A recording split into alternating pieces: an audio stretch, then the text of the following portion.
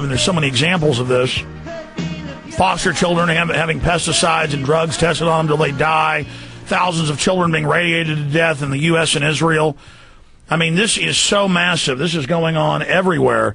And there are so many examples of the eugenics being carried out against free humanity that it boggles the mind. But let's go back to the root of this. Aaron, read a few more quotes before we go back to Dr. Monteith. I'll let the listeners discern the difference between the intellectual theory and what's actually going on in the world. But here is Bertrand Russell, The Impact of Science on Society, 1953, complete examination of the eugenical scientific dictatorship.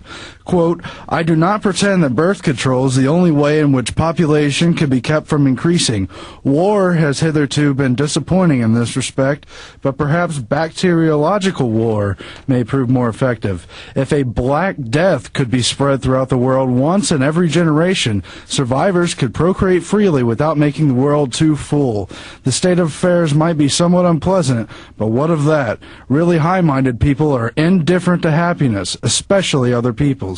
There are three ways of securing a society that should be stable as regards the population. The first is birth control, second, infanticide or really destructive wars, and the third, that of general misery, except for a powerful minority. Now, Aaron, earlier before Dr. Monteith joined us, you read all the official Defense Department and PNAC documents where they said we want to use race-specific bioweapons to target certain races, and we need to legitimize this in the media. Dr. Monteith, finish up with, you were talking about AIDS being a U.S. government program. Go through some of that evidence. Go through some of the evidence we were talking about with the tetanus shots with the female hormone added to sterilize them. And then let's get into these race-specific bioweapons. Dr. Monteith, who is a medical doctor. Well, first of all, what they did with the tetanus vaccine that they gave to women, and we know specifically in Kenya and Philippines, but probably many other third world countries, they put in a choriogonadotrophin, which is a hormone which is necessary a woman secretes when she, of course, becomes pregnant, and it protects the fetus from abortion. Unfortunately, by putting this into a vaccine, the woman became sensitive to it, and of course, when she began to actually got pregnant and the fetus began to produce a choriogonadotrophin, the woman's immune system would destroy that, and so that women could not conceive and become pregnant. This was done as part of a worldwide program, but they can't let the people in the third world countries, or certainly the people in the United States, understand this is what our tax money is being used for. As far as the manufacture of the AIDS epidemic is concerned, there's a wonderful book called Full Disclosure, and you can get it on the internet. It's out of print. But of course, there the author has actually talked to a man who was there when they were actually creating the AIDS virus, the HIV virus. Certainly, my good friend Dr. Garth Nicholson, who's one of the world's leading scientists, has written a book which we do carry called Project Daylily, and he talks there about how they actually engineered the disease, and of course it's really not simply HIV. HIV only predisposes people to this. It's a mycoplasma, it's a genetically altered mycoplasma fermentans that does so much of the devastation. And doctor, and I've seen all the studies, but you're a medical doctor, and we've had epidemiologists on to talk about it, and virologists, but isn't it also predisposed towards people of color? I mean, it can kill any Homo sapien sapien, but isn't HIV designed as the precursor for the other race-specific bioweapons?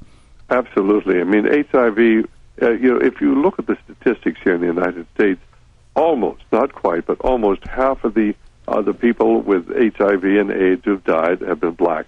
And, of course, the statistics show it has a predisposition for the black and Hispanic, and much less. But paid-off black leaders won't talk about it. Hispanic leaders won't. They'll just have fake race politics, or did somebody call them the N-word, which you go back to Margaret Sanger in the Colgate letters to the Foundation and the Rockefeller Foundation papers. These are public. We actually sent off for them at the different universities saying we can't let the blacks know we want to exterminate them. We've got to hire liberal front blacks. In fact, Aaron has the quotes, but you were trying to explain the numbers that even though you have much larger amounts of whites just as sexually promiscuous, even with the same control groups, it's harder for a white to get AIDS. Please continue.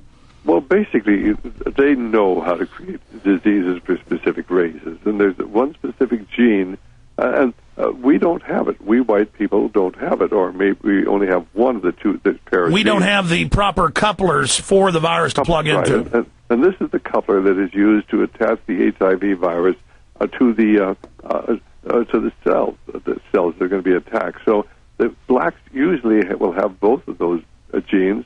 Most whites will have either one or none of them. And if you don't have any of the genes, you're not going to get HIV, no matter how promiscuous you are. If you have one of them, you may get it. And this is why certainly almost half of the people here in the United States who have either have HIV or have died are black. This is a race-specific disease. If any of your listeners would like to know more about it, I wrote an article published by the American Journal of Physicians and Surgeons. It was called AIDS, the Unknown Story, and I'd be glad to provide those free of charge. Could I put on my 800 number? Absolutely. Put that out, and also give people your website. 800-544-8927, 800-544-8927. We'll send you free of charge a copy of the article we wrote that goes into the background of the race specificity of HIV disease. They knew what they were doing. Our website, RadioLiberty.com. But you can read the things certainly on the PNAC website of the Project for the New American Century, something they wrote entitled Rebuilding America's Defenses, where they talk about how they're going to have the ability to have these race-specific diseases, and then they can use it for social purposes. And they've targeted the black, they've targeted the Hispanic, and I share your concern. Alex, why aren't the black leaders talking about that? Because most of them are bought and paid for. Now, let's go back, and then I want to read some Margaret Sanger quotes here. Let's go back. What was it like for you as a very successful medical doctor, surgeon?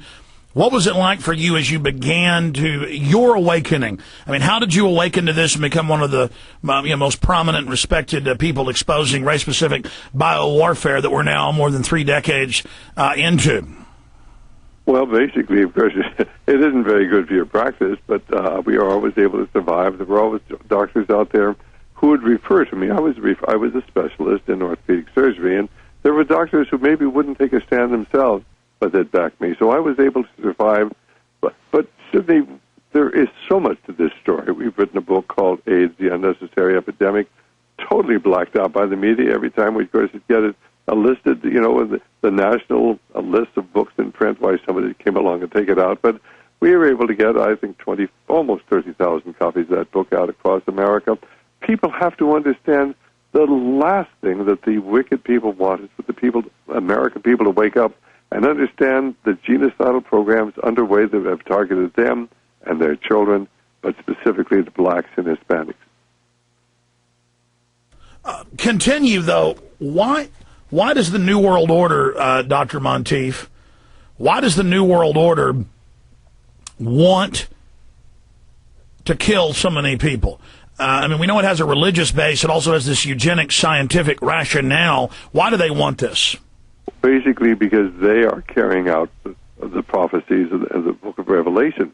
I mean, you read Revelation 6:8, they tell you they're going to kill 1/4 of the population, and then, of course, you go on, and they're going to kill billions more. And people have to really understand, these people are deadly serious. They are trying to bring to pass the horror that is described in the Revelation, because they think that is going to bring their leader to power. And we have a bunch of TV viewers right now, because we just went live 10 minutes ago for PrisonPlanet.tv viewers, and later this will be all over the web.